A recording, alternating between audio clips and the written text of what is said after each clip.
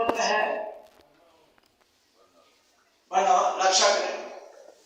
और इसके अलावा कंपनी राज, ईस्ट इंडिया कंपनी वाले राज को भगाने के लिए भारत में आजादी की क्रांति की शुरुआत जो हुई थी वो 10 मई 1857 को, उसका केंद्र बिंदु भी, प्रारंभिक बिंदु हमारा मेरठ ही है।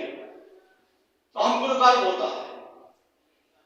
तो ठीक है, इतिहास है, सब जगह इतिहास है, कहीं मुगल का है, कहीं कुछ है, कहीं कुछ है, लेकिन हमारे देश के लिए, और अब मैं आपको बता दूं, पश्चिम उत्तर प्रदेश का शिक्षा और विकास में सबसे अग्रणी जनपद है ये मेरठ। राजधानी से मात्र 75 किलोमीटर दूर सबसे अग्रणी जनपदों में इसकी गिनती है।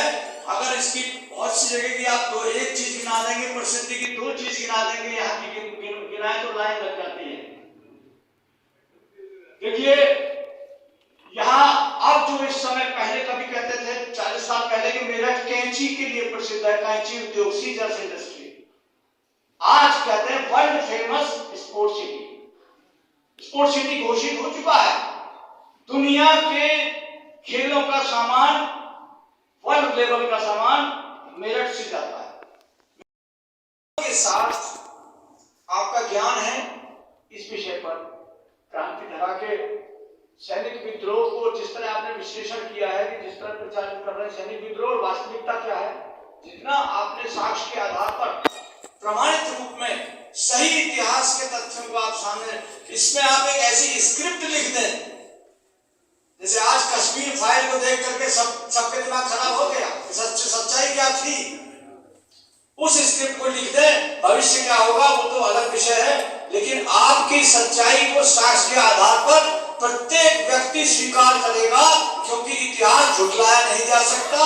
सत्यता, तथ्य आपके पास है, विद नाम है ना, आपने शोध किया है। मेरा विनम्र निवेदन है, और मैं त्यागी जी की तरफ से भी निवेदन करूंगा, एक स्क्रिप्ट ऐसी लिख दें, आप इस पर अलग से लिख दें उस पुस्तक को, हो सकता है फिल्मकार भी आपसे संपर्क करेंगे। Thank you.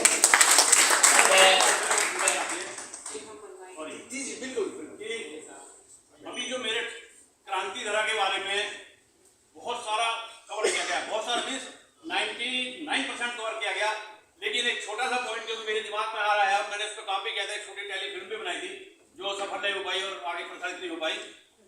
5 गांव थे मुरादनगर से इधर, जहाँ जाते निवाड़ी और ये जो है पतला वगैरह आगे मनेड़ा सुहाना, इसके आगे 5 गांव थे, क्याशपुर वगैरह। तो ये 5 गांव भी बागी घोषित कर दिए गए थे, और उन बागी गांव का होने का मतलब आज भी उनको बागी कहते हैं।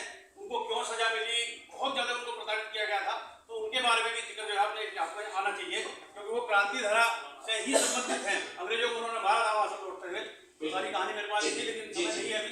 नहीं, मैं आपकी बात को बिल्कुल सहमत हूँ जी, मैं बिल्कुल आपकी बात से सहमत हूँ। और जैसे अभी शर्मा सर ने कहा कि इसको मैं लिपिबद्ध कर दूं, तो एक्चुअली क्या है कि अपने विषय में बताना अच्छा नहीं लगता, तो ऐसा लगता है कि गरिमा के विरुद्ध है। पर मैं ये बताना चाहता हूँ कि हम लोगों ने कार्य किया है। वो कार्य क्या किया है कि हमने गांव-गांव सर्वे किया, जो क्योंकि हिंदुस्तान में ओरल हिस्ट्री बहुत है, लोग बहुत जानते हैं, है ना। तो और अंग्रेजों ने इस ओरल हिस्ट्री को ही खत्म करने का प्रयास किया। पाश्चात्य का यही साजिश है कि हम चीजें भूल गए। तो हम लोगों ने काम किया, गांव-गांव सर्वे किया, और जो ब्रिटिश के डॉक्यूमेंट्स थे, पुराने डॉक्यूमेंट्स थे, और जो लोग कहते हैं उन सबको मिलान किया। और उसके बाद किताब तो छोड़िए, हमने क्या काम किया कि किताब में, मान लीजिए मेरे रिसर्च पेपर है, वो जिन गांव का आप जिक्र कर रहे हैं वो मैंने रिसर्च में लिखा हुआ है, जिन गांव का आप जिक्र कर रहे हैं, और बहुत सारे गांव के विषय में लिखा, पर वो क्या है, वो केवल कुछ सीमित वर्ग तक ही रह जाता है, वो हर व्यक्ति तक नहीं जा पाता, सामान्य व्यक्ति तक नहीं पहुंच पाता। मान लीजिए आप हिंदी के हैं तो शायद आप तक नहीं पहुंच पाएंगे, इतिहास के जो लोग हैं उन्होंने वो शायद रिसर्च नहीं की, पर हम लोगों ने उससे अलग हटके काम करने की कोशिश की। वो काम करने की कोशिश की, उस इतिहास को उस गांव के बाहर पत्थर पर लिखवा दिया, और उन गांव को, ये मैंने अभी बागपत में एक कार्य किया है कई वर्ष हो गए, और उन गांव को क्रांति ग्राम घोषित किया।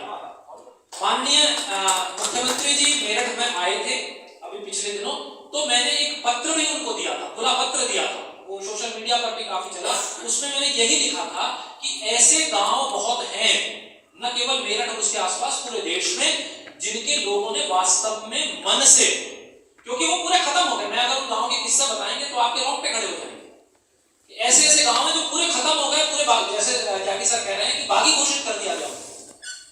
वो बागी नहीं है, वो तो स्वतंत्रता की अलग जलाने वाले लोग हैं। उन्होंने अपना सब कुछ स्वाहा करके इस देश के लिए अलग जलाई।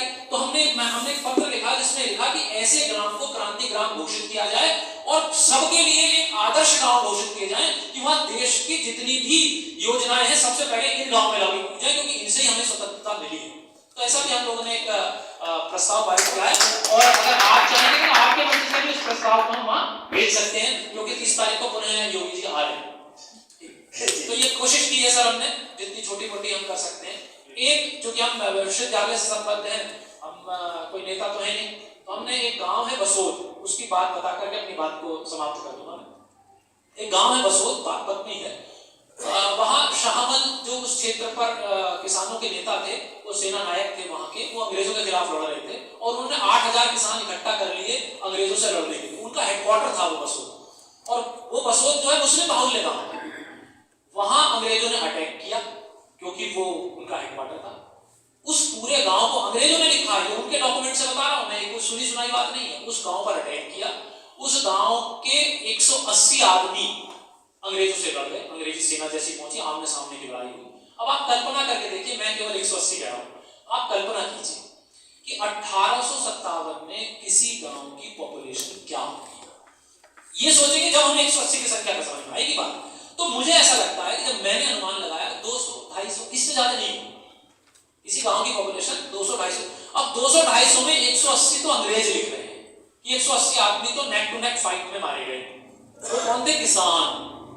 तो सैनिकों का विद्रोह कहां है? तो आम किसान लड़ रहा है, आम किसान लड़ रहा है।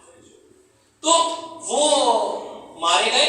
उसके बाद वो एक मस्जिद दिखी उन्हें, वहां मस्जिद में 2 गाजी थे, उससे बड़ा उन्हें मार दिया। फिर और गांव में घुटे, वहां उन्हें अनाज मिला। वो अनाज कहां जाता था? अब वो किसान अनाज इकट्ठा करके, जो मैंने बताया ना कि हमारे सैनिक दिल्ली चले गए थे, वो अनाज, क्योंकि कोई भी सेना बिना सप्लाई के नहीं लड़ सकती, उन सैनिकों के, क्रांतिकारियों की मदद के लिए वो अनाज जाता था, जो बसोद में इकट्ठा था। 8000 मन अनाज इकट्ठा था। तो वो लोग मदद कर रहे थे, इसका मतलब डायरेक्टली जुड़े हुए थे। फिर उसके बाद उन्हें वो अनाज दिखाई दिया, फिर उन्हें वहां कुछ गोला बारूद दिखाई दिया, फिर उन्होंने लिखा कि हमें जो भी मेल मेंबर मिला हमने सब मार दिया। फिर वो आगे बढ़ते हैं, आगे बढ़ने के बाद कुछ बचे हुए थे इधर उधर, वो लड़ जाते हैं, वो मर जाते हैं। वहां एक तालाब है, उसको खूनी तालाब कहते हैं, क्योंकि ये जुलाई की घटना है, 17 जुलाई की घटना है। तो आप लगा लीजिए जुलाई में बारिश हुई होगी, खून बहा होगा, जब बह करके पानी वो तालाब में चला गया, इसलिए उसका आज नाम भी खूनी तालाब। उसके बाद फिर आगे जाते हैं, शाहमल से लड़ाई होती है, शाहमल का सिर काट दिया जाता है, भाले में दिखाया जाता है, वो एक पूरी कहानी है। पर मैं आपको ये बताना चाह रहा हूं कि उस गांव की फिर जमीन सारी छीन ली गई, वो गांव लैंडलेस हो गया। उस गांव के आज भी कोई जमीन नहीं है उस गांव के पास।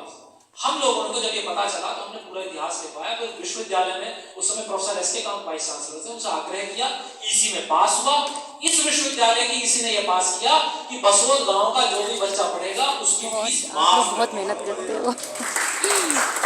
तो ऐसे भी कुछ कार्य करने की कोशिश की गई है, क्योंकि हम शिक्षा से जुड़े हैं, हम ये काम कर सकते थे। वहां एक छोटा सा पुस्तकालय भी स्थापित किया गया। ऐसे सब गाँव में करने की आवश्यकता है। तो ये छोटा